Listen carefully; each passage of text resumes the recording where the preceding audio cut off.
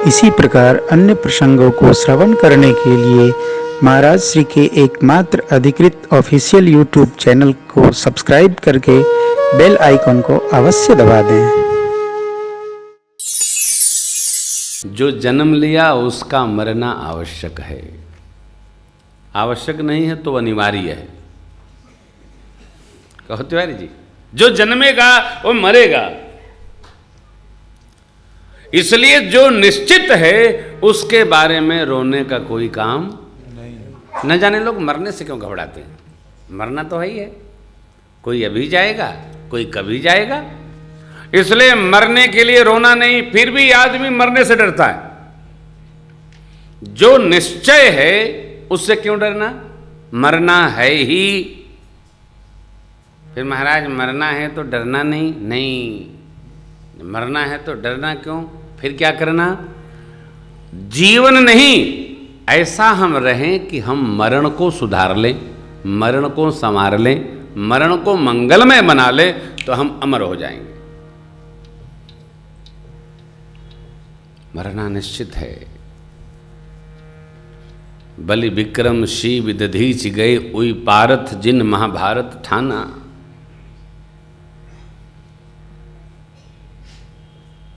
बाल गए तपसाल गए, जिनकी कखरी 10 शीस समाना। जग की करतूत यह तुलसी, जो फरासो झरा जो बरासो भूताना। मरना निश्चित है।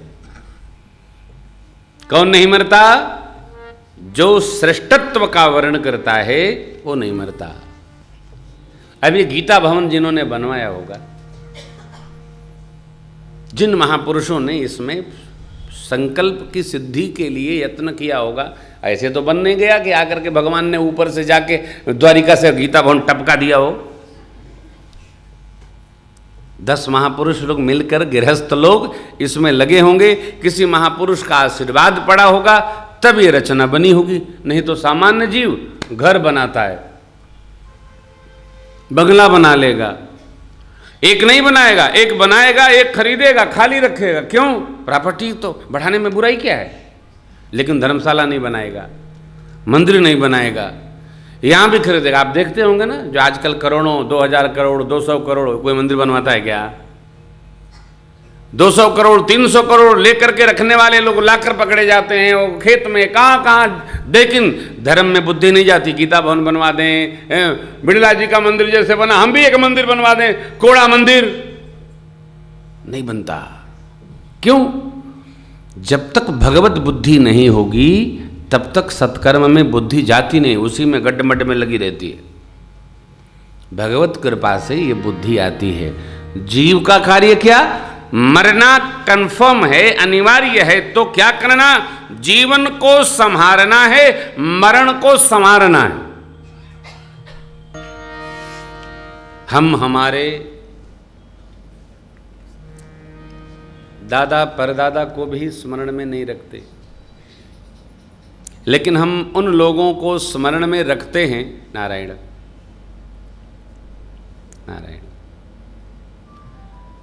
जो लोग हमारे नहीं हैं लेकिन समाज और भगवान के भक्ति के लिए कार्य करते हैं। अस्तु, परिवार में भी रहते हुए भागवत जीव की तरह समाज के लिए, परिवार के लिए, पांडे समझ बूझ कर हमको व्यवहार करना। हमारे आपके जीवन में एक सुखद आश्चर्य होगा। हम कोई सत्कर्म कर जाएंगे, घर वाले याद नहीं करेंगे, लेकिन जगत वाले सब याद करेंगे। घर में कौन, हम अपने परदादा का नाम नहीं जाने जी, जाने के परदादा का नाम नहीं जाने। और हम देखो भाई, अब ये थोड़ा कठोर होगा, सुशील किशन बाबू की तरह तुम भी तरह ध्यान से सुन ले इसको। ये इतना कठोर है कि घर परिवार वाले, जैसे हम अपने पिताजी के, पूज्य पिताजी परदादा का, दादा का और सतत दादा का नाम नहीं जानते, लेकिन हम ये जानते हैं पितामह भीष्म कौन थे, भक्तराज विभीषण कौन थे, हमें जानते हैं ध्रुव जी प्रहलाद जी कौन थे, हमें जानते हैं देवर्षि नारद जी कौन थे, हम जानते हैं जगत गुरु भगवान रामानंद स्वामी, जगत गुरु भगवान निम्बारकाचार्य महाराज, जगत गुरु भगवान वल्लभ स्वामी, ये महापुरुष कौन थे हम सब जानते। अर्थात जगत में भी रहकर जो परिवार के साथ भगवान के लिए, भगवान के भागवतों के लिए व्यवहार करता है, वो घर परिवार भले भूल जाए लेकिन जगत वाले उसको सदैव याद करते हैं। काम ऐसा जो कर जाएगा, ऐसा कर जाएगा, कैसा, जैसा हो रहा है।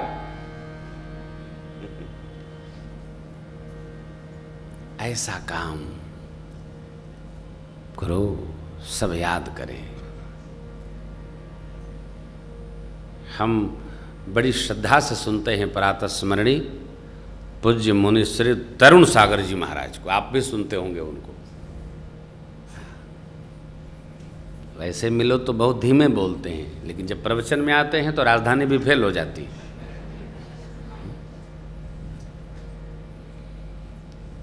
उनका एक सूत्र है, उनके प्रवचन का एक पाठ है, उनकी पुस्तकों का नाम है कड़वे प्रवचन। 1 से 7 खंड हो गया, 5 था अब 7 खंड हो गया, अभी फिर लिख रहे होंगे। बोले एक दिन मैंने एक छिपकली से पूछा, तो ऐसे उल्टी क्यों लटकी रहती है?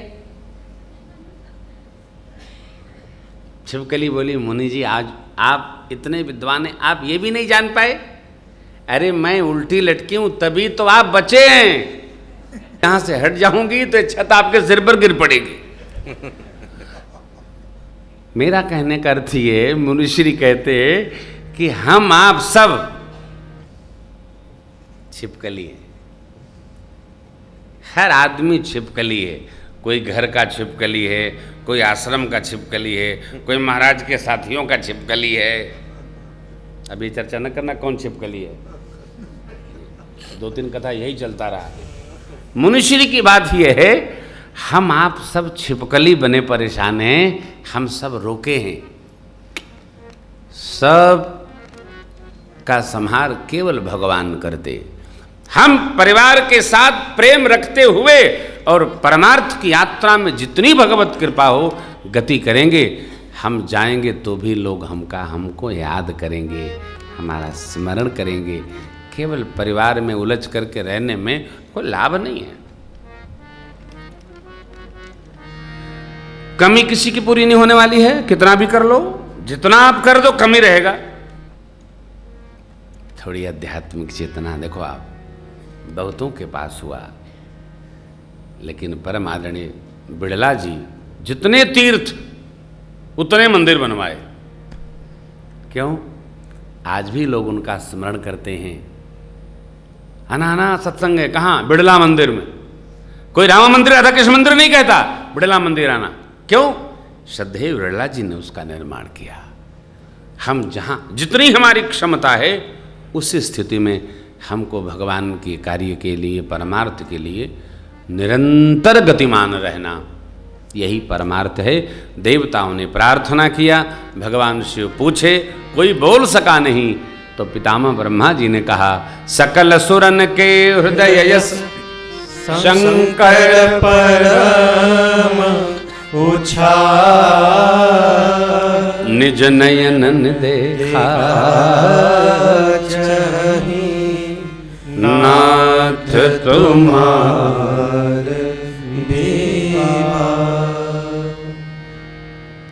हे नाथ, सब देवता लोग आपका विवाह महोत्सव देखना चाहते हैं। अब देखिए, देवताओं को काम पड़ा। भगवान ब्रह्मा जी कहते हैं, आपने कामदेव को जलाकर रति को जो वरदान दिया, प्रभु बहुत अच्छा किया। अपने भेजे थे, पहले सांसत करे, सजा दे, बाद में क्षमा करे। स्वामी, श्रेष्ठ स्वामी का ऐसा ही लक्षण है। जो क्षमा कर सकता है, सजा देने का अधिकार भी उसी को है। सब क्षमा नहीं कर सकते।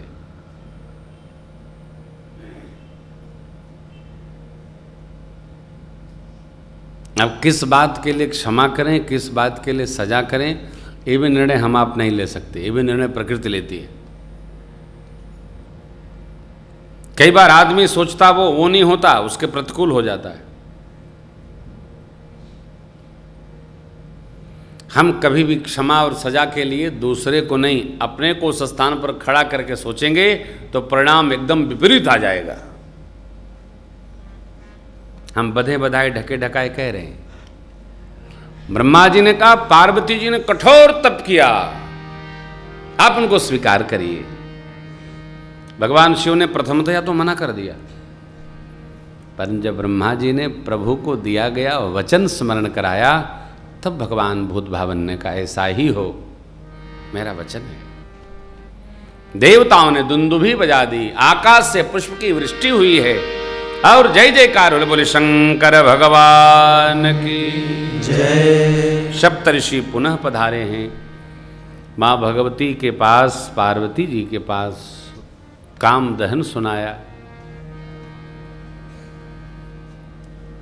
सप्तऋषियों को लगा कि दुखी हो जाएंगे। पार्वती जी हंस पड़ी,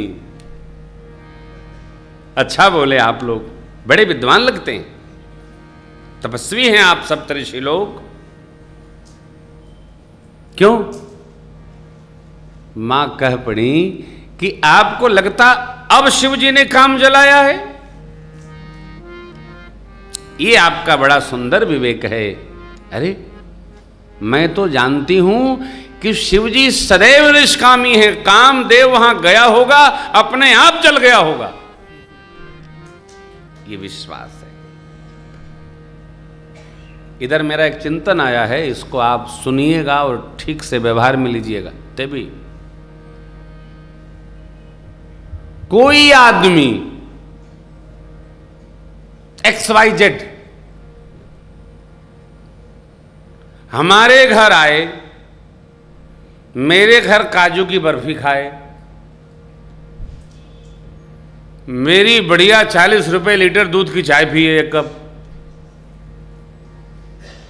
और मेरे ही बच्चे की, मेरे ही मित्र की, मेरे ही रिश्तेदार की, मेरी धर्मपत्नी, मेरे पति की बुराई मेरे से कर जाए, आप अपने को क्या मानेंगे? समझदार आखिर मूर्ख? आप में से चाहे जो हो, मैं इनमें से किसी की बुराई नहीं सुनता। क्यों? इनके बारे में आप अधिक जानते हो कि मैं जानता हूं। पूरे देश में मेरे कुल 9 मित्र हैं, कोई उनकी एक बुराई नहीं कर सकता। क्यों? वो करेगा तब जब हम सुनेंगे। भाई आपके हम ड्यूटी लगा रखे हैं क्या कि आप सबकी बुराई पता लगा के हमको सूचित करिए ऑल इंडिया रेडियो से? आप विचार करिएगा। आज ये सूत्र छोड़ रहा हूं, आपके पति की, आपके पुत्र की, आपके बच्चे की, आपके पौत्र की, आपके सेवक की बुराई दूसरा आपसे बताए और आप उसको अपना हितैषी मानकर बढ़िया जरा 2 पीस और काजू की समोसा आया तिवारी का। क्यों? आप बड़े अच्छे सूचना पत्र वाहक हैं और खबर दिया करिएगा। आपके ऊपर उसका क्या प्रभाव पड़ेगा? जिसके बारे में आपको खबर मिली उससे आपका मन खराब होगा। जो आया था आपको डस्टबिन समझकर उसमें डस्ट डाल गया। आप समझदार कि वो चाय बिस्किट खा गया, मिठाई खा गया, अब आप जब तक वो नहीं आ जाएगा सामने वाला तनाव में रहेंगे। आ गया तब तो क्या होगा आप भी जानते हो, हम भी जानते। आज आपको कथा सुना रहा हूं, साल में 2-4 ही बात मैं चिंतन करता हूं। ये मेरा चिंतन है, आज के बाद से आपके अपनों की बुराई दूसरा आपको ना बता जाए। क्यों बताओगे भैया? आपको पगार पर रखा है क्या? और आप देखिएगा, हम कभी देखने के कारण डिस्टर्ब नहीं होते, हम सुनने से अधिक अपने संबंध खराब कर लेते हैं। अमुक ने कहा, भाई अमुक ने आपसे क्यों कहा, हमसे नहीं कहा।